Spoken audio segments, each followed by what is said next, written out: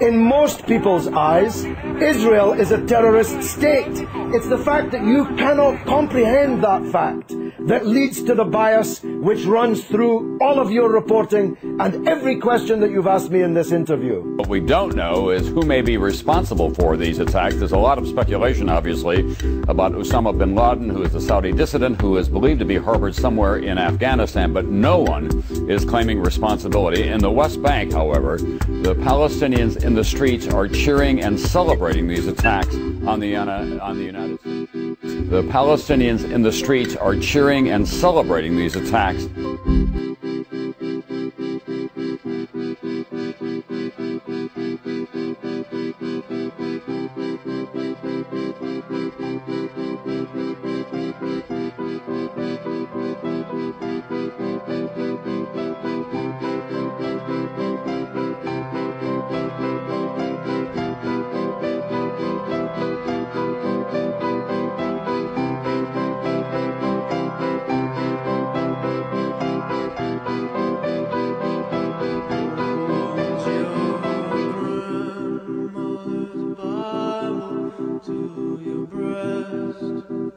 Gonna put it to the test. You wanted it to be blessed, and in your heart you know it to be true. You know what you gotta do. Videotape, I understand that we're going to show you from the West Bank. These are Palestinian celebrations.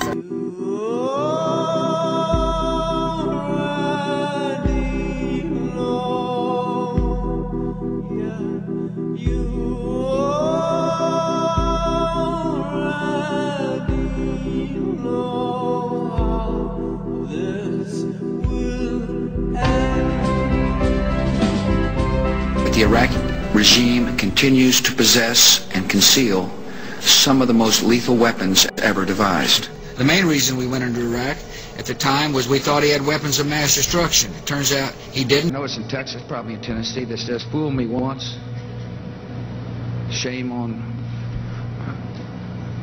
you." It fooled me, we can't get fooled again. An axis of evil. Iran must end its support of terror, and it must not obtain a nuclear weapon. The production and the usage of nuclear weapons is one of the most abhorrent acts to our eyes. In addition, we also believe that the atomic bomb has lost its use in political affairs, in fact. The time for nuclear bombs has ended.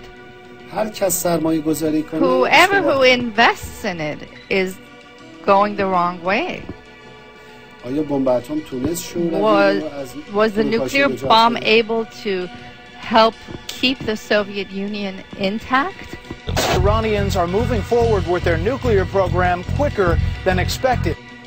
The time for bombs of that nature has ended. It is a time of thought, a time for culture and reason to prevail. Iran continuing to defy the UN by refusing to answer questions about its nuclear program.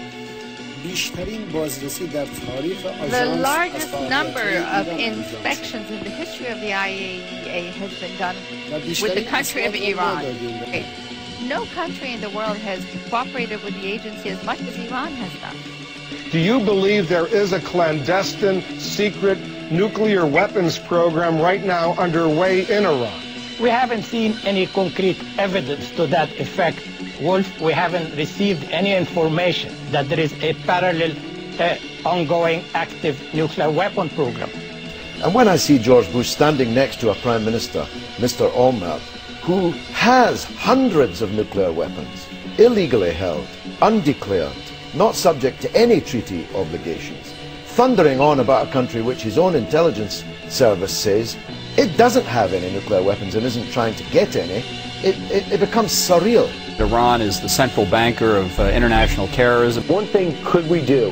Could we start arming the anti-government groups inside Iran? Could their cars start blowing up?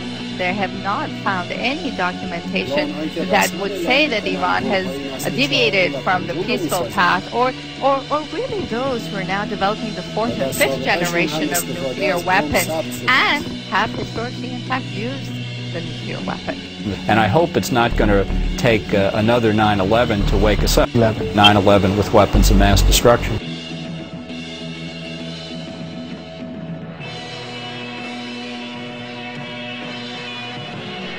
Stop letting them ride on your shoulders. Because when you come face to face with Maker, you are going to judge self on how many people you pulled away from their journey into oneness with God for your own selfish, greedy purposes.